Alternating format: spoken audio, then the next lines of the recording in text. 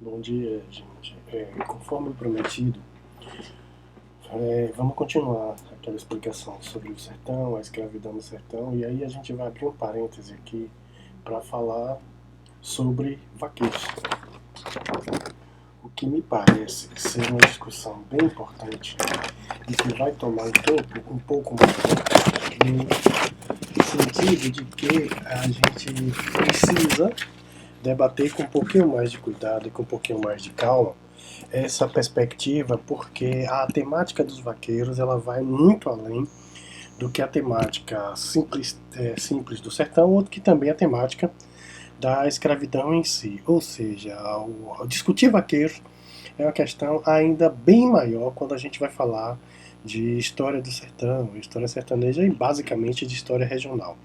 Então, eu vou dividir esse vídeo em duas etapas, talvez três, a depender do tempo, para a gente não fazer vídeos muito longos e acabar perdendo a objetividade e ficar muito cansativo para depois. No primeiro momento, eu vou tratar dos vaqueiros de uma forma geral, talvez até a gente abra uma playlist para falar só sobre isso. E no segundo momento, esses vaqueiros, o trabalho em si do que é o vaqueiro dentro do sertão e como funciona esse trabalho vaqueirão, essa cultura da pecuária, e o último, que seria o escravo vaqueiro, dentro de uma perspectiva mais clara. Então, dessa forma, teríamos três vídeos para discutir sobre essa questão. E depois a gente fecha com mais um vídeo para falar do contexto geral da escravidão no sertão e as contradições da escravidão dentro do sertão comparando com outros lugares. Quando a gente vai falar da questão de vaqueiros, a gente entra no que Capistrano de Abreu vai chamar para o século XIX, ou até o século XIX, da civilização do couro. E é importante notar que essa chamada civilização do couro, embora o Capistrano de Abreu ele indique isso para o Brasil, ele aponte para o Brasil, mas essa pecuária ou essa cultura que foi criada através da pecuária, ela acontece na América inteira, do Canadá à Terra do Fogo. Então, quando a gente vai falar de uma civilização do couro e aí está ligando necessariamente à pecuária, a gente vai estar falando de uma civilização, de um tipo de cultura que se viu, onde o couro ele servia de base para muita coisa, para quase tudo, e que gera um tipo de sociedade ancorada ou baseada nas grandes fazendas de pecuária. Essa é a primeira das questões. Então vamos tentar compreender isso por partes. Essa civilização do couro era cria unidades administrativas que aqui vamos chamar de fazendas, que são quase, e aí coloque o quase, que autossuficientes. Ou seja, dentro da fazenda se produzia quase tudo que precisava para sua manutenção ou sua subsistência.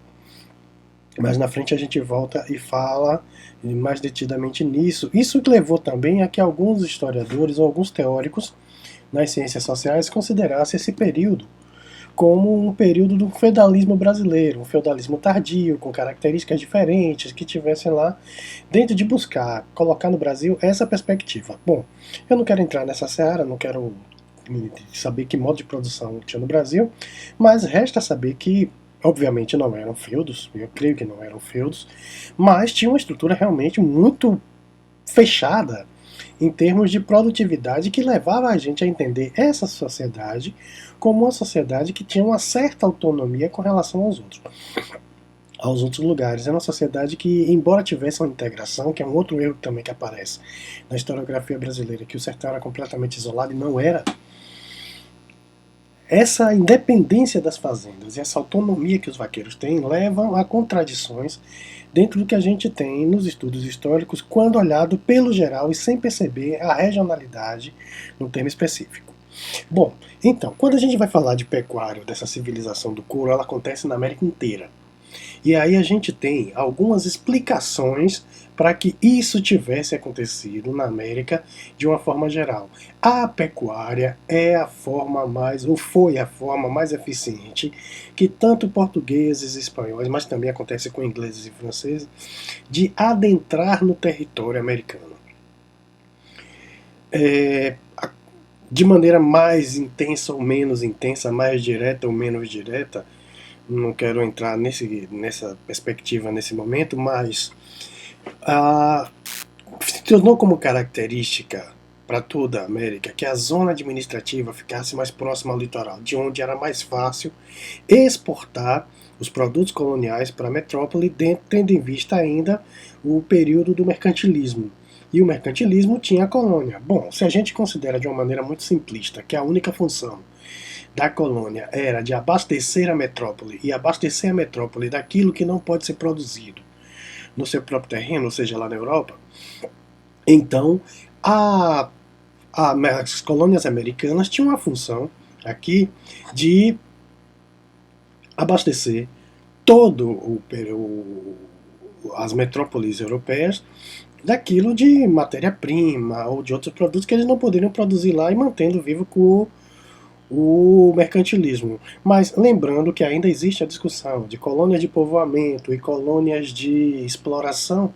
Mesmo considerando isso para os Estados Unidos, o sul dos Estados Unidos também era um colônia de exploração. Então, entra exatamente nessa perspectiva. Como esse litoral ele fica como zona administrativa e zona produtora de bens que vão ser exportados, o abastecimento básico de víveres, principalmente de carne, que era a dieta básica para a América inteira, fazia parte da dieta básica, ele começa a ter uma necessidade de novos campos. E aí a busca por adentrar territórios no interior, ela fica muito mais evidente, muito mais forte. Isso aconteceu no Brasil e acontece em outros lugares da América também, formando basicamente esse aspecto. E aí a gente vai ter as nomenclaturas e os espaços que são bem parecidos sendo ocupados dentro do território americano. Então a gente vai ter o Far West, o oeste norte-americano, que é um povoamento mais tardio, pela busca de ouro mais ao território mais a leste, nos Estados Unidos, nas pradarias, que tem a figura do cowboy. A gente pode citar, por exemplo, os Pampas do sul da América do Sul, ou os territórios das planícies do México, que vai ter a figura do vaqueiro, e aí o tema é vaqueiro mesmo, os gaúchos, que vão ocupar as regiões dos Pampas no sul, e Chile, Argentina, Uruguai, sul do Brasil, e o que mais vai nos interessar, que é a figura do vaqueiro nordestino. Então, existe uma pesquisa, um trabalho do Richard Slata, trabalhando sobre, o título é Cowboy of the Americas, em que ele faz esse relato de cowboys, de vaqueiros, de cultura da pecuária, que vai desde o Canadá até a Terra do Fogo, com diferenças, claro, são lugares diferentes, com características diferentes, mas com muitas similitudes, semelhanças, que vão dar a essa característica de região uma perspectiva de que você tenha os vaqueiros, e aí considerando cowboys também como vaqueiros, para entrar nessa perspectiva e ter todo esse ambiente para lá. O que a gente vai ter então para que essa cultura vaqueiral, ou para que a pecuária seja um elemento de civilização, que entre levando civilização, e aí no sentido europeu de civilização, que é a adentração dos europeus, dos colonizadores pelo território. Não era um território vazio, não era um território deserto, não tinha ninguém. A ideia é que não tinha ninguém morando lá e que eles vão desbravar, então não, tem os seus preconceitos, mas a questão aqui não é discutir a semântica, é uma discussão, é saber como é e por que eles adentram nesse território do interior para lá. E a primeira das características é a de abastecer a região administrativa, a região exportadora, daquilo que estava impedido de ser produzido na espaço do litoral, já que a disponibilidade de terras que tinha para a produção de alimentos e de víveres era muito pequena. Não podia gastar aquele território com aquilo ali. Isso vai acontecer na América também, em todos os aspectos. Depois, vai ter também a questão de avançar pelo território e conquistando cada vez mais espaços. Perdão. Isso também não vai sendo dado de uma forma imediata, isso vai acontecendo ao longo dos séculos. E vai acontecendo do século XVI até o século XVIII, mais de 200 anos, para se chegar na forma que tinha. Então aquele cowboy do faroeste, dos filmes, que é mais no início do final do 19, aquilo já é um processo de conclusão de todo o sistema, quando tudo aquilo já está ocupado. Esse início, esse período de conquista, ele vai sendo datado de séculos antes, que vai sendo ocupado. Uma característica que vai se notar para os Estados Unidos em específico é que aquele território do oeste norte-americano, da Califórnia, do Novo México, do Texas, aquele é um território mexicano. E que depois da Guerra de Independência, da União das 13 Colônias, é que tudo isso aqui que vai para domínio, para ser território norte-americano, dos Estados Unidos da América do Norte. Mas antes não era território inglês. Tanto que existe uma presença muito grande da língua hispânica, de cidades como Los Angeles, então o espanhol está muito presente naquela região, para lá, de como os espanhóis adentraram para aquilo, até aí também os norte-americanos vêm um pouquinho depois. Então, não é que aconteceu igual em todos os lugares, mas tem essas semelhanças. E uma mestiçagem muito grande com a população, já que o gado e o cavalo também permitem todo esse aspecto. O pastoreio permitiu uma integração e uma miscigenação muito maior do que a agricultura ou a simples exploração. Então, essa conquista do território, a gente vai ter esse faroeste dominado pelos cowboys, os desertos, os pampas argentinos, com a figura dos gaúchos, nisso Argentina, Uruguai, sul do Brasil, e o sertão brasileiro com os vaqueiros. Nisso aqui, uma característica que vai ser comum para todos esses lugares é essa grande propriedade quase que autossuficiente, em que nos Estados Unidos vai ser o rancho, ou ranch, no sul, na Argentina e no Brasil, do sul do Brasil e no Uruguai, vão ser as instâncias, e o sertão do Brasil, que vão ser no sertão, mais no sertão nordestino, que vai ser as fazendas aqui. Tem uma questão idiomática da gente discutir, a questão da estância ou da fazenda, porque fazenda em espanhol tem uma conotação mais fiscal, de arrecadação de impostos, e o sentido não seria muito próximo do que a gente tem para fazendas hoje aqui. Mas isso a gente vai pegar e ter uma característica geral, tanto o rancho, quanto a estância, quanto a fazenda, são grandes unidades produtivas destinadas à pecuária, que consegue, dentro de uma lógica interna, produzir quase tudo que precisa, gerando para aqueles que são pequenos proprietários ou agregados, e os agregados vão acontecer também na América toda, essa perspectiva de negociação com o interior. Daí a perspectiva do feudalismo para lá. Sem a afirmação de que era um feudalismo, mas tem sim uma certa autonomia. E aí vem uma outra coisa. Como essa autonomia ela é relativa, ela não é absoluta, eles não produzem tudo, embora tentem produzir o máximo possível para ter uma certa independência, mas quando isso não é possível, nós temos uma figura que também é muito comum para toda a América. Seja nos Estados Unidos a ideia do almacém, quanto nas pulperias argentinas ou as vendas no Nordeste do Brasil. Então, tanto o almacém, a pulperia ou as vendas são aquelas grandes, pequenas lojas de secos e molhados que tinham praticamente tudo. Então você encontrava linha de costura, chumbo, ferro, roupa, ferramentas de ferro que não poderiam ser feitas na própria fazenda para consertar, que é o que a gente tem no interior do Nordeste até hoje. Ainda tem muita essa questão das vendas, que é aquele lugar onde você abre todos os dias, tem tudo, tem aquela cadernetazinha de anotações, onde o comprar fiado também era importante para aquele momento, e isso tudo vai sendo levado para a Argentina inteira, ou para a América inteira. Então a gente vai ter esse momento aqui em que vai ter toda essa questão de organização social.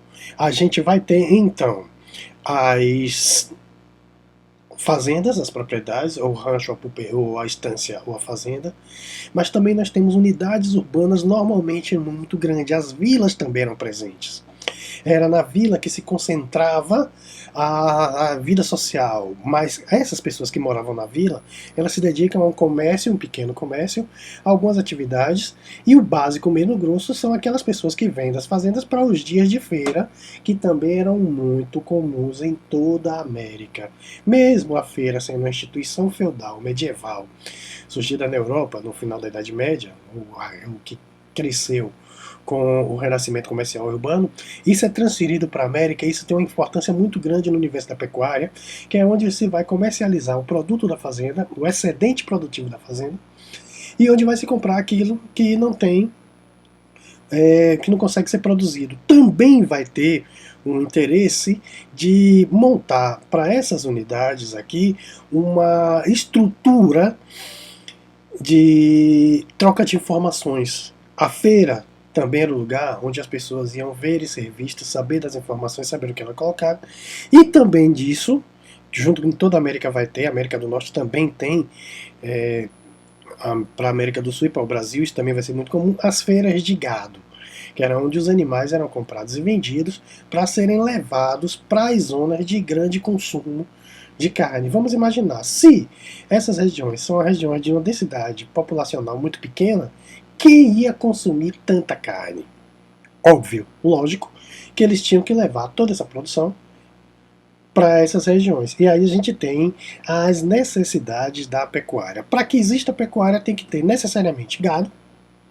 E aí esse gado aqui, entenda-se como gado, o vacuno, o ovino, o caprino, que a depender da região ele tem uma importância maior ou menor do que isso. O tratador desses animais, aquele indivíduo que vai cuidar e administrar, só que cuidado com esse termo porque o vaqueiro ele não é só o tratador de animais, ele também é um indivíduo que tem grande circularidade, que negocia animais, que tem uma relação econômica com aquilo tudo. Então o vaqueiro não necessariamente é um empregado. Às vezes você tem grandes proprietários se identificando enquanto vaqueiro porque viram uma instituição. Assim como o cowboy ou como o gaúcho também vão ter essas perspectivas de uma importância social muito grande, independente do seu status financeiro. E o cavalo. O cavalo aqui, ele é animal de transporte, ele é animal de tração, mas ele também é animal de trabalho. O trabalho do vaqueiro, ele é inexistente sem a presença do cavalo. Então, a equitação, o ginetear, são questões que criam dentro da sociedade pecuária a figura do vaqueiro que chamava no Nordeste de vaqueiro de vergonha, que era aquele indivíduo que tinha a habilidade no trato com os animais.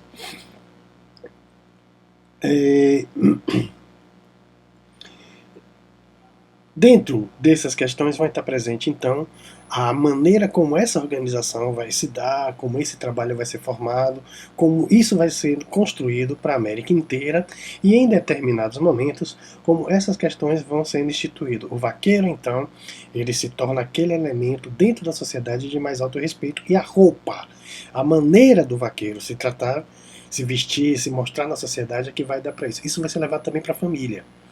Então, as famílias de vaqueiros também têm uma forma própria de se tratar e chega a um ponto onde todo mundo se diz como vaqueiro e cria um aspecto de cultura. Essa cultura do vaqueiro, esse aspecto que o vaqueiro vai assumir e quando vai colocar, que a gente vai tratar no próximo vídeo. Então, se a gente for fazer então um breve resumo de tudo isso, podemos considerar que essa civilização do couro, ela cria uma identificação, uma identidade, que vai assumir todos os aspectos, sejam políticos, econômicos ou religiosos, onde a Igreja Católica também vai estar presente em todos esses aspectos. Ela cria uma forma de organização da sociedade, de maneira em que essas propriedades elas tenham uma certa autonomia para isso, e ela vai criar também um modelo político onde os grandes proprietários eles acabam sendo representação política do Estado. Não é que o Estado fosse inexistente, existia. Aqui a presença do Estado, de leis, de constituição, de organizações estatais, mas esse Estado também, como ente público, ele era apropriado pelo poder privado. E aí você tem uma confusão entre o poder privado e o poder público que se misturam nas ações. Então achar que o Estado era inexistente e por isso acontecia a violência não era bem assim. Esse Estado existia, mas ele era dominado por setores privados e esses setores privados determinavam como era a ação do Estado. Então eu vou postar esse vídeo e mais proximamente já estou montando para que a gente tenha a continuação deles e no próximo a gente vai tratar da vida cotidiana do vaqueiro nas fazendas e como era organizada a vida social dentro do trabalho e das perspectivas para que a gente entenda melhor.